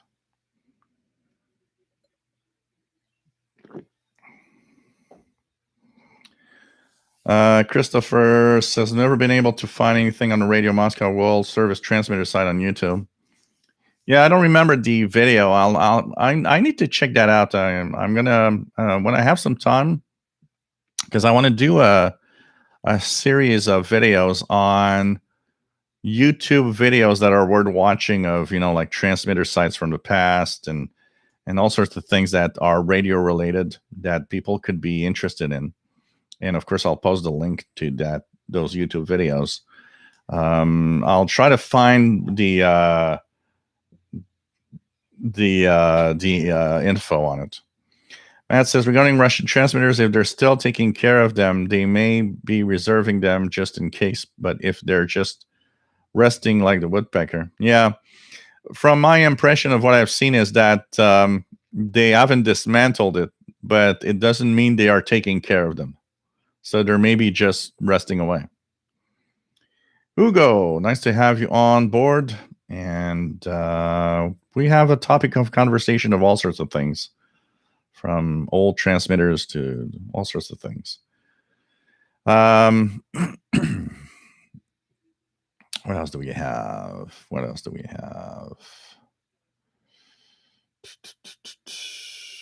Matt, so far the only Russian transmissions I can safely say I've copied are RWM, V07, and XPA2 many times, XPA once or twice. Yeah, I've heard a few channel markers that send just single letter Morse codes here in Montreal. There are a few that make it from time to time. These are not very powerful, so it's like, you gotta really take the time to try it out, because you never know. I'm gonna check something here. But it's they're difficult to copy. But when you check it out, there's some stuff that you can hear from Russia. It's just not Radio Moscow. I know that ones that I've never heard also, there's the aeronautical stuff that I've never heard here. There's also a few marine weather channels and a few marine aeronautical vomits that are on the air from Russia. Those I've never received here. So there's a few things to listen to. When you use an online SDR from Europe around the Russian area, you actually start hearing all of those easily. Matt, oh yes, I heard Glenn Hauser this morning on WRMI. It wasn't until about 20 minutes in that he got around to talking about Stare. Okay, I'm going to check it out.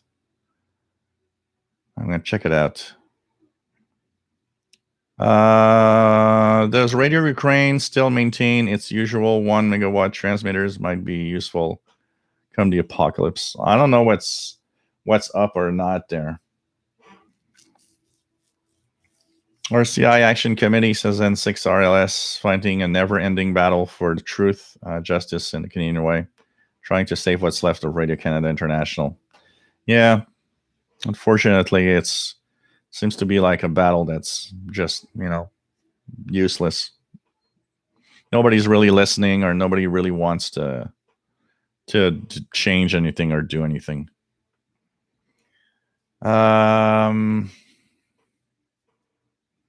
I spelled vodka on the transmitter again, says Keegan. Vice 9 Radio Moscow used to be so strong in Seattle, it overloaded the receiver. I could get it on a breadboard crystal set without trying.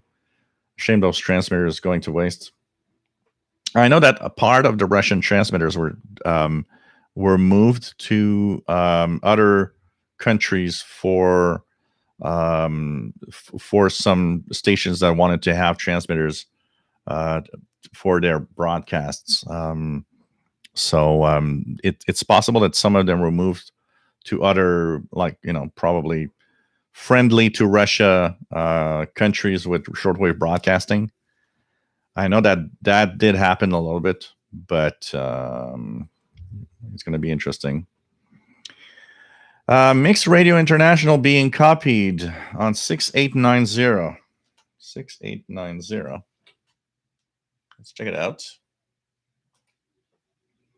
6890. Do I have anything here? Not really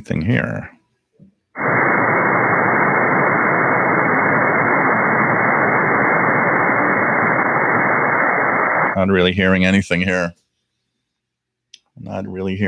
here. I'm seeing Gander 6604, Gander, Newfoundland, Canada weather. That is on 6604 upper sideband. 0%, 0300 Zulu until 0900 Zulu. Visibility more than 6 miles. Light freezing rain. Ceiling 700 overcast. Broadcast of 2100 Zulu MECAR observation. Montreal Mirabel. Time 2100 Zulu. Wind 200 degrees, 5 knots. Wind variable 130 degrees. So that's Gander, Newfoundland, Canada.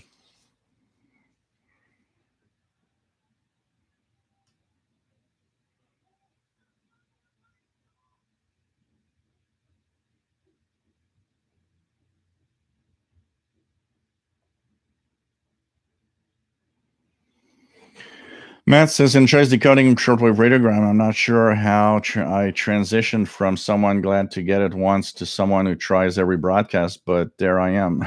Yeah, I've noticed, because I'm part of that Facebook group that they have, and I noticed that you go off and post and say, hey, here's what I got. I've noticed you go there almost every week. I go there when I think about it. When I think about it or when I know one is coming up, I try to do it, but I don't. I often miss it, very often. Chaz Tank, how the hellstone can the Soviet national anthem have a copyright? There's a lot of these things that are bogus copyright claims. Some groups try to make money on YouTube by sending bogus copyright claims. It's like those that do the Conet project, that have the all the number stations from the past. Every time I play the Lincolnshire Poacher, I get hit by a copyright strike by that group. And every time I complain and I say nope, because yes, I know that you made a CD or you made a project out of them, but you cannot copyright something that you don't own. And the Lincolnshire Poacher is not yours. It was a broadcast that was over the air for everybody to listen to at a certain time in on shortwave. You cannot copyright it. It's not yours to copyright. So every time they do it, I always come back and say, nope, this is not their project. It's not their own thing. You cannot copyright somebody else's sound and transmission. And they always back off because they know that they cannot ask for a copyright claim on that. It's impossible. It is not theirs. And so every time I do that, and every time I send, because you can send a message to them, and every time I say, yeah, you are so, last time I said, you are so annoying with your copyright claims. I'm tired of it. I almost want to tell everybody on my channel to not buy your stuff. So, it's like, it drives me nuts. It's like, it's not yours. Nobody owns the Lincolnshire Poacher. I'm sorry. It is a transmission that comes from shortwave. And even if you did a nice CD with all the compilation, it is not yours. It's not a copyright. You cannot copyright it. It's crazy. Archers Crafters thrift store find of the week, Bose Wave radio with the remote, which had batteries, $19. Best sounding radio I've ever tuned. Yeah, Bose Wave radios have amazing sounds.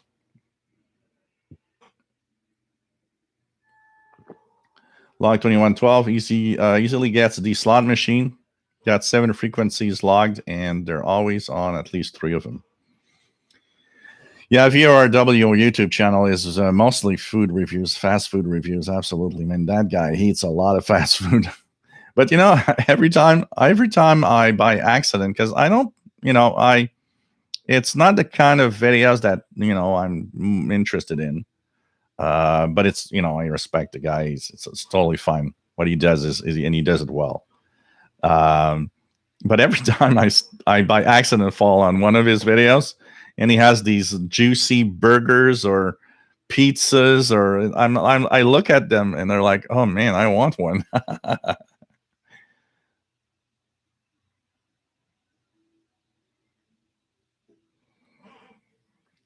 Matt says, if there's a copyright on the performance by the musicians who played it, but who knows, maybe the tune itself is still under copyright too. Yeah, I have because when we played the Russian national anthem back then, I played several different versions. And there could be an orchestra, for example, that copyrights it for their performance of it. That is possible. Absolutely. Mark says, yes, I got a nice EQSL from Ematalk and a nice letter from Jin Salmon. Well worth the effort. Cool. That is nice. I take 2 shots of vodka and call me in the morning, says Jerry DX. Kristen Klingenberg, nice to have you here. Where are you located? Vohislav says, last week there was a short power failure. The whole neighborhood went dark for a minute or so, and all the noise vanished. I could hear a lot of very distant hams. Oh, yeah, it's a night or day, and that's for sure.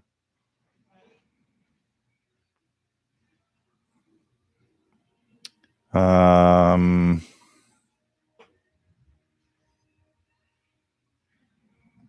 else do we have?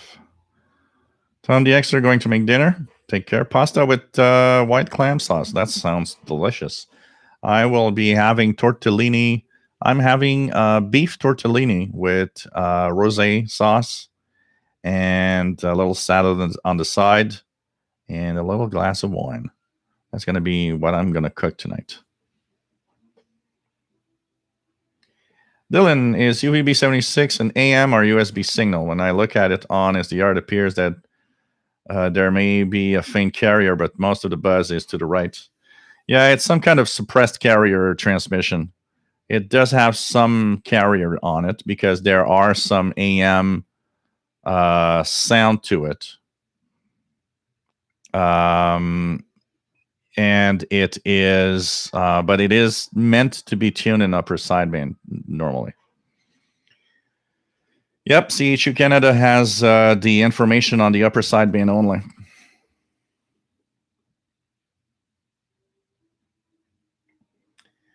That looks like an L, 149 burst on your waterfall, about the center of your screen. Can't see the frequency though. I've got something on 6660 that's like data bursts. That I'm not sure exactly what it is. It must be noise more than anything else, I would guess. I got some kind of electrical noise here. I don't know.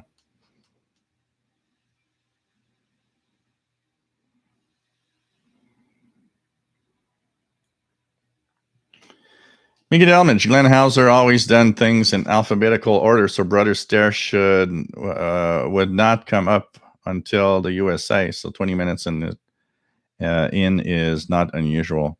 Yeah, it's true. He does it in alphabetical order.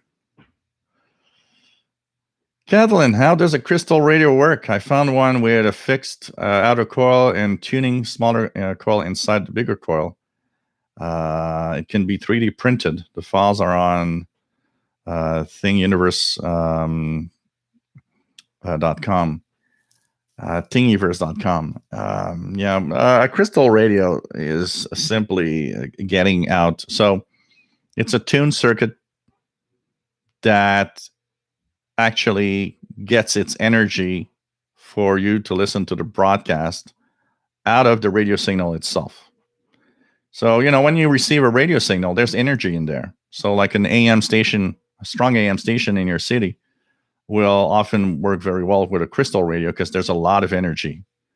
So it's, weak, very, very weak. There's really not a lot of energy, but it's enough to drive the radio and give you some audio. But it's mostly a tuned circuit, and the sound that you hear is generated from the energy that it can actually get from the radio wave itself. Kamexi 76, I heard the rumor that Vladimir Putin owns the rights to the Russian and National Soviet anthems. Oh, God. Mike Jam, nice to have you here. Tony, nice to have you on board from Ireland. I'm hearing Newfoundland Gander 6604 here with the RSPDX and LE 30 Plus. Cool. What else do we have?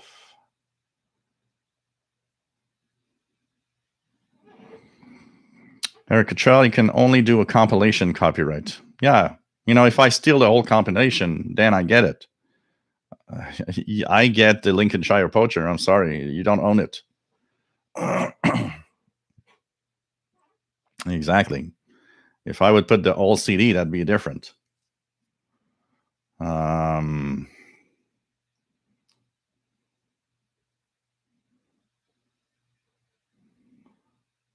So what do we have? Simon Templar about the whole Conan project set on iTunes for $5.99. And I mean, it's a nice compilation of all of those old stuff. You know, it's very cool, but man, they are crazy.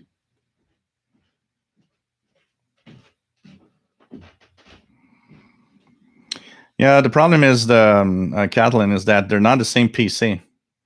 To do that, I would need to have the SDR running on the PC that I'm streaming with.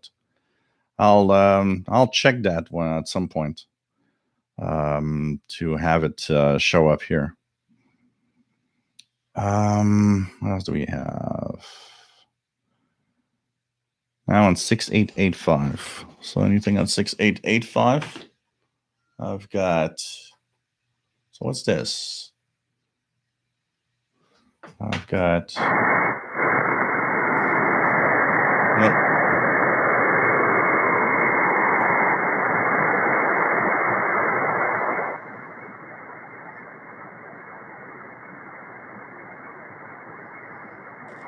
I have absolutely nothing in the 6 megahertz range.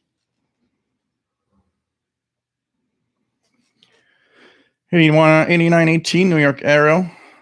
New York aeronautical frequencies, Caribbean route. Cool. Yep. The towns are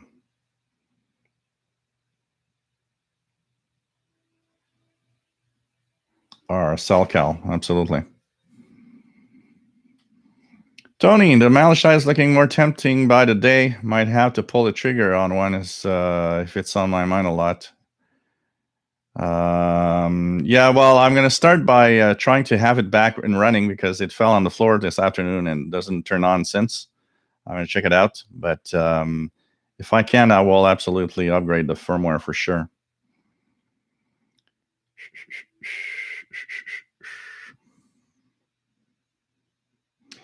So, hey guys, I will make it a little shorter today because it's really hot in here, because it's hot outside. It's like 27 Celsius in this room right now. So I'm a little warm and I'm a little tired of my day today. But hope that you enjoyed our show. We've been on for 2 hours and 7 minutes. We'll be back with the regular shows on Wednesday and Saturday. And hopefully that will be nice. Yeah, if you get the ones with the full firmware, but take the good one. Don't buy the cheapest one, by the way. Very important. Don't buy the cheapest one. The $74 one, that one is the crappiest thing you can get. You need to buy the one that's a little more expensive to really have a better experience.